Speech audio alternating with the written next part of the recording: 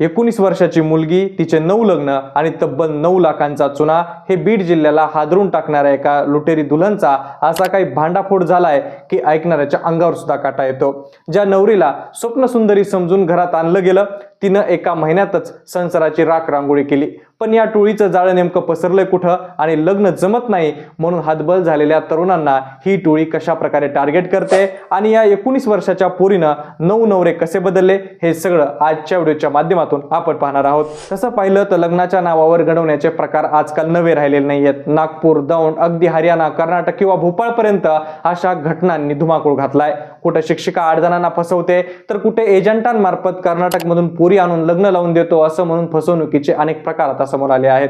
अशीच एक घटना बीड जिल्ह्यामध्ये उघडकीस आली आहे। बीडच्या चकलांबा पोलीस स्टेशनमध्ये जेव्हा एक तरुण आपली तक्रार घेऊन पोहोचला तेव्हा पोलीसही चक्रावून गेले। माझ्या पुढे आता मरणाशिवाय दुसरा पर्याय उरला नाहीये असं म्हणत या तरुणाने आपल्या सोबत घडलेला संपूर्ण प्रकार जेव्हा सांगितला तेव्हा एका मोठ्या रॅकेटचा इथं पर्दाफाश झाला। बीडच्या उमापूरमध्ये राहणारा हा तरुण, घरची परिस्थिती ठीक पण कित्येक वर्षापासून लग्न जमत नव्हतं। अशातच गावातलाच एक ओळखीचा एजंटनं जाळं टाकलं। अहिल्यानगरला एक पोरगी आहे, बघितली की डोळ्याचं पारणं फेटेल असं म्हणत त्यानं आपलं एक स्थळ सुचवलं आणि 19 वर्षाची ती देखणी मुलगी पाहताच या तरुणाला वाटलं की आपलं नशीबच उजाडलंय। पण या सौंदर्याच्या आड घातलेला होता हा सर्वात मोठा खेळ, हे त्या बिचाराला ठाऊकच झालं नाही। मध्यस्थी करणाऱ्या एजंटांनी 3.5 लाखांची बोली लावली। शेवटी 3 लाखावर हा व्यवहार पक्का झाला। घाईघाईमध्ये 2 लाख फोन पे वर देखील टाकले गेले आणि 1 लाख रुपये रोखपणे दिले गेले। साधारणपणे लग्नाआधीची ओळख, भेटीगाठी किंवा बोलणं होतं, पण इथं तसं काहीच घडलं नाही।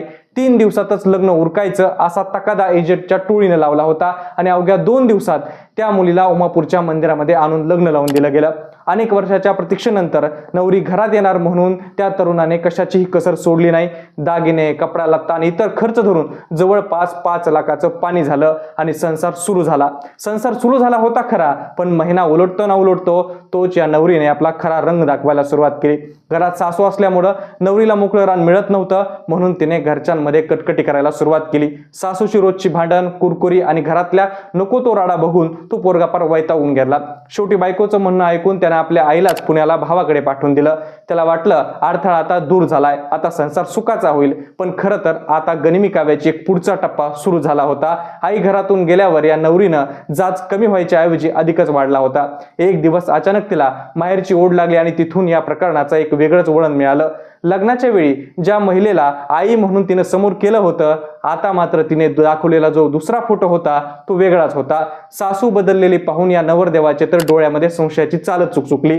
बायकोला विचारलं तर तिनं उडवाउडवीचं उत्तर देऊ लागली। इतकंच नाही तर घरातल्या दागिन्यावरून आणि पैशावरून तिनं थेट भांडणं चुकरून काढलं। मध्यस्थी करणाऱ्या एजंटला जेव्हा हे सगळं सांगितलं तेव्हा त्याने तर कहरच केला। तुला तिच्यासोबत नांदायचं असेल तर नांद, नाही तर नांदू नको असं म्हणून त्यानं आगीमध्ये तेल ओतलं। जेव्हा पाणी डोक्यावरून गेलं तेव्हा या तरुणाने तिला दाब देऊन विचारलं तेव्हा तिनं दिलेली कबुली ऐकून तो जागेवरच थिजला।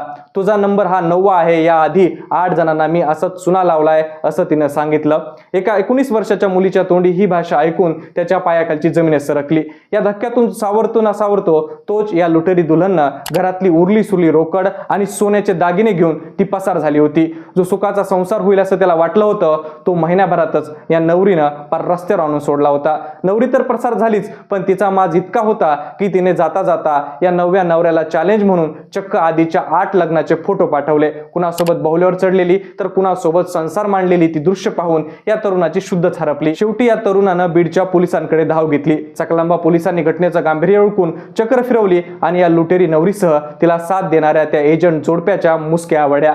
तपासात जो धक्कादायक प्रकार समोर आला तो ऐकून संपूर्ण पोलीस दल देखील अवाक झालं होतं। 2023 पासून या टोळीने आपला गोरधंदा सुरू केला होता। एजंट अशा प्रकारे नवरे शोधायचे, ही पोरगी लग्न करून त्यांच्या घरात घुसायची आणि महिनाभर राहून ती जिरेवर डल्ला मारायची। घरात जास्त माणसं असले की कटकटी करून त्यांना बाहेर काढायचं आणि एकदा का नवरा एकटा सापडला की भांडण उकरून दागिने आणि कॅश सगळं करून पसार व्हायचं, हा ठरलेला यांचा पॅटर्न होता।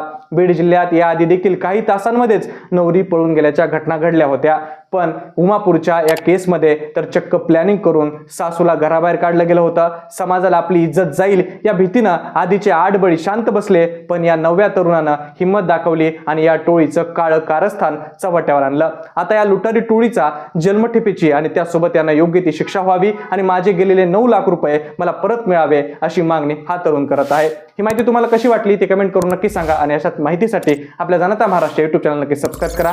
धन्यवाद।